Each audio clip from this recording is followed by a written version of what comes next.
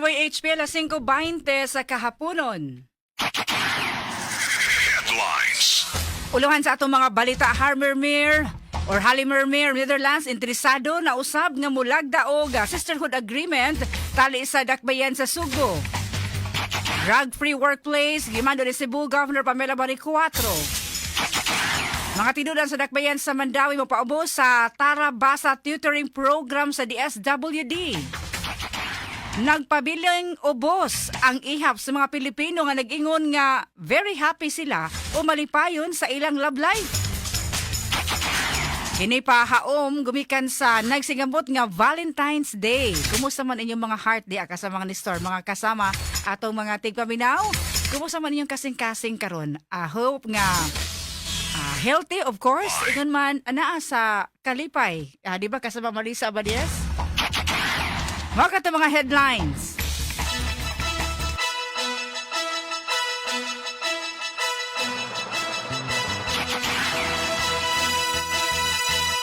Subo kami sa Yadog, Mindanao, Pilipinas, worldwide. Maayong hapon kini si Radio Man, Aida de la Cruz Tampos. Mahatod sa itong mabalita news update. Ano karong Huwebes magkasama, Pebrero 12, 2026. Ayong hapon kaninyong tanan. O sa inyong preparasyon, alang sa panihapon sa, unya na lang Valentine's kay na pa may pila ka adlaw, na pa may duha ka tulog, sa di pa mag Valentine's Day. Para na mo diri sa DYHP, inyong mga Radio Man o mga idol sa IFM, every day is Valentine's Day. Gumikan kay ang panerbisyo sa marapod na gugma, mga kasama. O karon sa detalye na sa ato mga balita, Harlimermeer, Netherlands, interesado gihapon nga mulagda og sisterhood agreement tali sa syudad sa Sugo. Kasama mo sa balita Radio Man, Eli Bolonos. DYHP.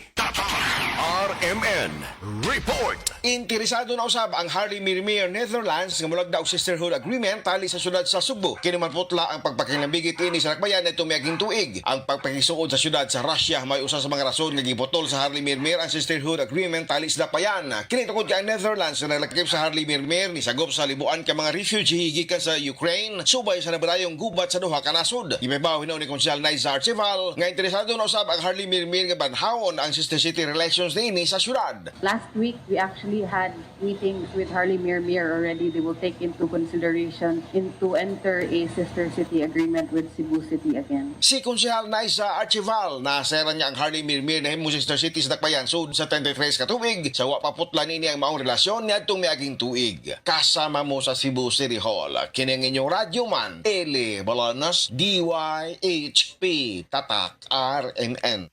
Radyo mo nationwide.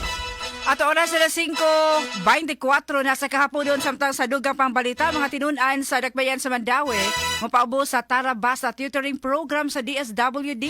Kasama mo sa balita Radio Man, Ken Galenia.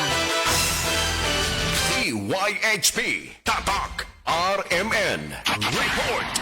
Moabot sa 230 ka mga tinunan sa grade 2 gikan sa 17 ka mga public schools sa Naklas Mandawi ang magkarawat og suporta ubos sa Tara Basa Tutoring Program sa Department of Social Welfare and Development Field Office 7 sa Central Visayas. Gawa sa mga tinunan sa public schools, mapil usab niini ang ilang mga ginikanan og 69 ka mga tinunan gikan sa Mandawi City College. Ang kadagkuhan sa DSWD 7 duol sa buhatan ni Mandawi City Mayor Jongki Uwano para ipresentar ang mga pamaagi alang sa pagpatuman sa wong programa sa waong syudad. Ang programa gipatuman subay sa kabanduan ni Presidente Ferdinand Bongbong Marcos Jr. nga no Filipino child should be left behind. Sulod sa 20 ka adlaw gikan sa Mayo 4 hangtod sa Mayo 29, ang mga grade 2 nga mga tinunan mopaubos sa reading sessions din ang mga estudyante sa Mandawi City College mo'y ilang mga tutors. Ang youth development workers nga gikan usab sa Mandawi City College mupaygayon og parenting sessions para matudloan ang mga ginikanan unsaon paggiya ang ilang mga anak. Ang matag ginikanan makarawat og 235 pesos nga participative incentive samtang ang MCC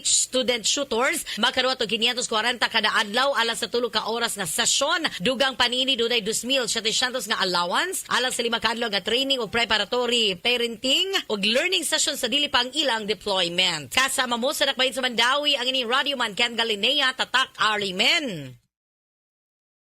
Radyo mo nationwide. At oras alas 5:25 sa kahapon, nagkiningang portion dalit ka na to sa DTX 500. Taas ba ang imuhang dugo? Inga man mo blood sugar mga kasama? Mag DTX 500 na matag adlaw. Doon na Doon na kini siya rin nagsuhid sa insulin function o kini naghatag og control sa imong panglawas mga kasama hyperacidity, GERD, fatty liver, skin wrinkles, alopecia ug uban pa. DTX 500 the best choice against diabetes-induced hypertension. At oras sila 5:26 sa kapunon samtang sa dugang pang balita.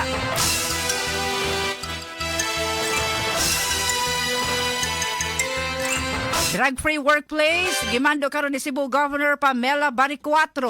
Kasama mo sa Balita Radio Man, RV Veloso. YHP Tatak RMN Report. Gisubli ni Cebu Governor Pamela Baricuatro ang pagpatuman sa drug-free workplace policy ug ang paghimo og random drug testing sa tanang opisyal ug empleyado sa kagamhanan sa probinsya sa Subo bisan unsa pa man ang ranggo, status ug sweldo. Kini pinasubay sa Executive Order Coneo No. 2 nga gipaliluhin usab sa Provincial Ordinance No. 2025-10 o ang Drug-Free Workplace Ordinance. Bay sa maong kamaduan ang tanang opisyal o empleyado nga naghupot, tigamitan na maligya o baka nagdistribute og illegal nga droga sulod og gawas sa Kapitolyo, mag-atubang og silot sa pagkatangtang sa trabaho ug pag-atubang og tukmang kaso. Subay niini gimando ang pagsubay sa insaktong proseso sa drug testing pinasubay sa Dangerous Drugs Board regulations nga ipahigayon usab sa Department of Health kon DOH accredited laboratories ug confirmatory methods. Ang opisyal o personnel nga mobalibad sa pagpaubos sa drug test nga walay balidong rason mag-atubang usab sa administrative sanctions samtang ang masayran nga magpositibo sa testing mahimong mo question sa resulta sulod sa 15 ka adlaw gikan sa pagdawat sa maong resulta.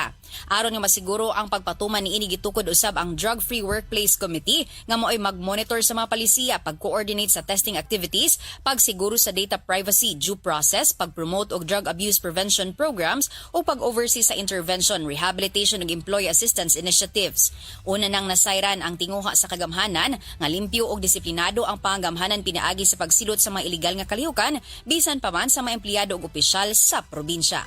Kasama mo sa lalawigan sa Subo, Radyoman RV Velocity WHP, Tatak, RMN. Kadto nga balita hatod kanato sa Vita D Plus Coffee Mix. Sugdi ang imong kahaponon nga positibo ang pananaw pinaagi sa pag-inom og kape ang Vita D Plus Coffee Mix. Kini ang pinakaunang kape nga adunay vitamin D3. Kada sachet sa Vita D Plus Coffee Mix aduna kini 200 IU nga vitamin D3 plus reishi mushroom extract nga adunay mga powerful anti-tumor ug anti-cancer properties nga polysaccharides ug triterpenes. Ang Vita D Plus Coffee Mix gidugangan usab og mangosteen fruit batok sa oxidative stress ug mga free radicals. Sugdi ang imong kahaponon pinaagi sa pag-inom sa Vitamin D Plus Coffee Mix aron nga makalahutay tibuok adlaw. Mapalit kini sa Purchaser Pharmacy, July Pharmacy, Queen's Pharmacy, CHG General Merchandise and Pharmacy, Universe Pharmacy, Bing Pharmacy ug Life Extension Pharmacy. Aron makalahutay, mag-Vita D Plus Coffee Mix. Radyo mo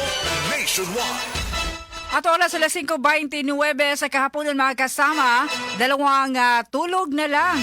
Apan, nagpabiling ubos ang ihap sa mga Pilipino nga nag-ingon nga very happy sila o malipayon sa ilang love life. Kasama mo sa Balita Radio Man, Remart Pugoy. DYHP Tatak RMN Report. Yes, Radyoman Aida, subay sa nagkaduol nga Valentine's Day, nagpabiling gihapong ubos ang ihap sa mga Pilipino nga nag-ingon nga very happy kasama Aida. O malipayon sila sa ilang love life karon. Base sa survey sa social weather stations with SWS survey, 46% ang nag-ingong very happy sila sa ilang love life kasamang Aida.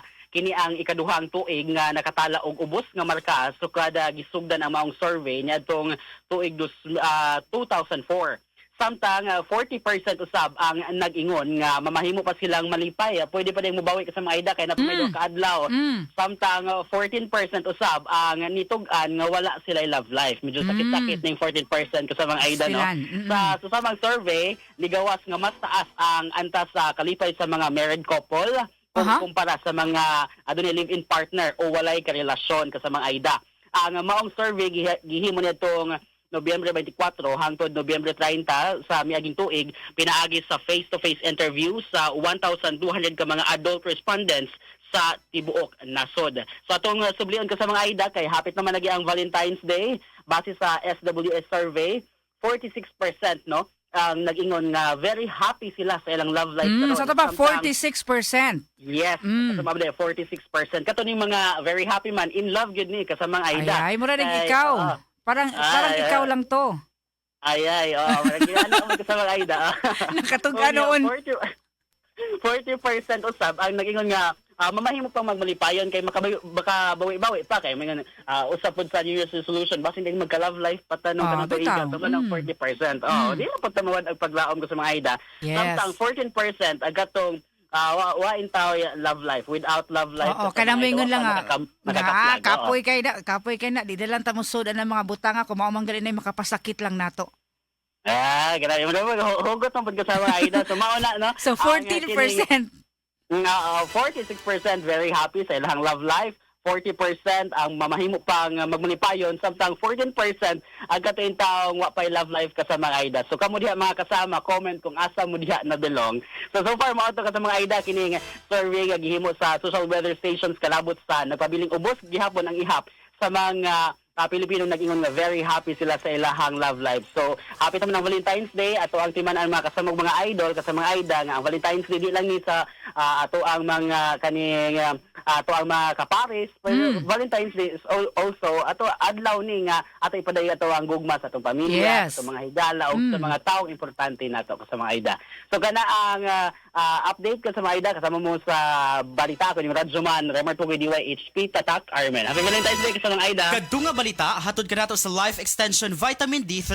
Ang regular nga pag-inom sa Life Extension Vitamin D3 makatabang para sa pagbalig-on sa atong immune system, depensa sa atong panglawas. Kung taas ang level sa vitamin D3 diha sa atong dugo, maka-function usab og maayo ang atong mga cells, maka-produce og panagang ug makapatay sa viruses sa di panimusulod sa atong cell wall. Busa mga kasama, inom kada adlaw og duha ngadto sa tulo ka soft gels sa Life Extension Vitamin D3. Recommended kini sa mga medical doctors, 100% kagidama sa Life Extension Foundation dito sa Amerika ug number 1 nga tatak sa vitamin D3 sa Pilipinas. Mga kasama, mapalit ang Life Extension Vitamin D3 sa mga butika ug sa mga Life Extension Clinic. Sa Cebu City naa ni mahimutang sa Osmeña Boulevard, duol sa Cebu Dock ug Cebu Gospel Church ug anaa sa ADM Building, Barangay Kansaga sa Konsolasyon at bang sa Jollibee. Mapalit usab kini sa Dumaguete City diha sa House of Taft Building sa Taft Street, Barangay 8 duol sa Kamanhak Terminal. Alang sa gustong mupalit, mamahimo ka mong mukontak sa 4161655 o baka sa 0917-318-1161. Life Extension Vitamin D3 and Life Extension Clinic for longer life. Radyo mo nationwide. Dengan salamat Radyoman Remart Pugoy, ang Life Extension Vitamin D3 nagtanyag sa libreng medical check-up, libreng medical consultation sa mga clinics ni Osmeña Boulevard, Cebu City, Boyan sa Cebu Gospel Church, Cebu Doctors Building, naman sa ADM, DS Consolacion, ADM Building, Kansaga, Consolacion, mga kasama, alas 8 sa buntag ato sa alas 5 sa kahaponon, Monday, nga sa Sabado, Life Extension Vitamin D3 for longer life. Samtang sa DYHB Answer to Win promo karong hapuna, mga kasama, yun ang labate ato mga balita karong hapuna. O sa ato mga pangutan ron kamo adunay chance makadaog og 200 pesos nga GCash. Pasilan sa yun ra kaayo ato itong nga paminaw di palang gidugay sa ato ang balita. No, sa atong DYHB Answer to Win promo, paminawa ang sayon kay nga pangutana gikan sa inyong mga radio man atol sa live program. Sa manining atong program karong hapuna sa pagtubag, siguraduha lang ha nga naka-like, naka-follow sa DYHB Arimen Cebu Facebook page o Attorney Rufil Fernandez Banyok official Facebook page. I-share sa bang live program karong hapon na di inyong mabati ang pangutana kabahin sa mga issues karon sa nasod, mga panghitabo sa Subo o gawas sa nasod. O baka sa data sa sports o entertainment, mga pangutana naglimin ni Ana. Tubag dayon pilagi sa pag-type sa comment section sa itong live program karon. Aron makadaog og 200 pesos GCash sa DYHP Answer to Win promo. Mga pamaagi ni pagpasalamat kaninyo sa inyong suporta kanunay sa DYHP o GAI-FM nga inyong gihimo all time undisputed overall number 1 nga radio station diri sa Cebu. O diara atong pangutana nga sayon kaayo, mga kasama, labi na kada hinangat na ang Valentine's Day. Pila man to ka percent sa survey nga niingon nga very happy sila sa ilang love life. Sila nagmalipayon sa ilang love life karon. Pila man ka porsyento? Tulo man to ka porsyento ang na mention ni kasamang Remart Pugoy sa very happy. O niya katong nagmagulanon o walay love life, mga kasama. So Pwede na ninyo ha nga ma-comment na ang inyong tubag sa atong pangutan na pinaman ka porsyento sa na-report nga very happy sila sa ilang love life sa pagkakaroon. Ang 40% niingon nga mahimo pang magmalipayon. Ang katong 14% katon niingon nga wa sila love life. Apan pila man ang kaporsyento ang sila very happy. Tubag na answer na magkasama sa DYHP Answer to Win promo. Aron ka ba dili kay gayunan no makadaog sa tong 200 pesos GCash. Kaning 200 pesos GCash kun gawas kun imo ning ipapalit makapalit man ning chocolate kasama ni store apan na. Pero panahon na priority gid gihapon nato oy asa ka buwak nga tag 2,000 pesos o ani ka sa usa ka bakid nga bugas nga 2,000 pesos 2,500 pesos nga makonsumo na nimo no sa sud sa usa ka buwan depende kung pila gid kanon sa iyong pamilya. Asa ka flowers or rice, buwak or kanon no pangonsumo mga kasama. Noon na inani nga mga sitwasyon na maingon tag extra effort magali kasama ni store no? Mga pagpahinungod paghatag sad nga naasad imuhang pagbati o paghatag og thoughts no atol sa maong nga mga kasaulugan. Tubag na magkasama atong nga balikon sa atong pangutana karon. Pila man ka porsyento ang nag-ingon nga very happy sila sa ilang love life. Ang katong na mention na 40% man to ang could be happier. 14% ang ingon nga no love life. No, tubag na pinaagi sa inyong pag-comment sa atong ang comment box karon sa DYHP Cebu Facebook page. DYHP Answer to Win promo mga kasama. Sa di pa matapos itong tuluman na itong basahon kung kinsa may swerteng mananaog sa pangutana pila ka porsyento nga niingon nga very happy sila silang love life sigon sa survey nga gihimo niya November 2025. At oras sila 5:37 na sa kahaponon. Doon nga pa mga balita mga kasama DYHP News Updates. Og sa dili pa, atong i-check day ang atong sitwasyon karon sa kadalanan kay ato biyang namatikdan basta ingon aron galing hapit na Valentine's Day. Daghan na pad kaayo nga mga displays atong kadalanan no nga doon na mga heart diha uban gali nag-display nagsugod sa mga buwak, kanang mga stop toys ug uban pa. Ato i-check karon atong ang gawas nga bahay ni Radio Man Joseph Osquiano, JQ. DYHP, una sa lahat. Traffic Update. Yes, salamat ka sa Radyo Manayda no? Sa itong pagadinaw din sa gawas kabahin ng Karamarasa sa kahapon ato sa unahon ang natin sa trapiko. Karamarasa kumuhagi ka din sa may iskari atong na sinati karon atong experience. Ang grabing kaot sa daga sa masa kanang talong din sa may Esquina Gordo Avenue ug din sa may iskari extension. O ingon man ang napitunay ni ang Pobjan Polisikan ang kining daan kani de la Montaña padung sa may IT Park ug sa Barangay Apa samtang Governor Cuenco ang Bantalaria moderate to heavy traffic sa Calorasa palugay sa may Talamban proper ang Isfortuna na tituan sa Miscon sa dagat sa mga sakanan botsa gikan sa palugay sa may Highway Sino gikan sa Foodland o gikan sa Highway Sino palugay sa may Foodland samtang ang wala Osminya, napigtaw sa sa grabe sa dagat sa mga sakanan kung ikakar sa may Mango Avenue so sa my right then going to Iscario ang Osminya Boulevard moderate to heavy traffic sa gikan sa may Fuente o glass sa may Imviles so sa may Capitol site o sa may Esquina Banawa samtang ang Osminya Boulevard gikan sa Fuente moderate ra dagat sa mga sakanan Pagaraza samtang downtown area wala kabalakan ang mga daan ni Dapita moderate ra dagat sa mga sakanan samtang ang Inbacalso mari dahil karon nga grabe ang dagan sa mga sakanan padung sa may South Bahin sa Inbacalso Pasak Pardo sa may Mambaling flyover ubos sa ibabaw ng bahin laos sa may Bulacau Cebu City Bulacau tungod sa yang SRP wari ko daw ang moderate ang dagat sa mga sakanan Karamarasa padung sa Talisay o padung sa Plaza Edibicia Karamarasa niya sabta sa Cebu Civil Office labot ang usa ka kataho no atong gi-confirm sa kay wa pa may abiso ang kanagkuha din sa CPO sa pagpresenta na sa mga gwardiya ni Andrew Pajarillo katong Anran o nakapatay sa kalaing negosyante kabataan o unsap nadakpan niya magwadya nga gingaway mga lisensya kasabag Radyo Manayda sa ato lang pabutong kung doon na ba'y press conference karon himo ng CCPO no ang mga kalagkuhan na rin niya urog pa ba ni kay nagpabot-abot na sa kuhan rin na mga kalagkuhan rin sa Cebu City Office kung iatubang maroon ni sa Masakop si Media ang mga gwadya ni Pajarillo nagingong naggunitong mga armas nga way lisensya. Sa pagbalik dugang update nini sa atong pagkuha karon nini maong balita. Di ka dali sa gawas lang sa traffic update. Ako yung radyoman Joseph Foscano DYHP Tataka RMN. Radyo mo nationwide. Ika salamat Radio Man Josephos Quijano mga kasama. At oras sila 5:40 na sa ito pagbalik. Doon ka pa mga balita o DYHP sumbungan anuman sa mga pahinumdum.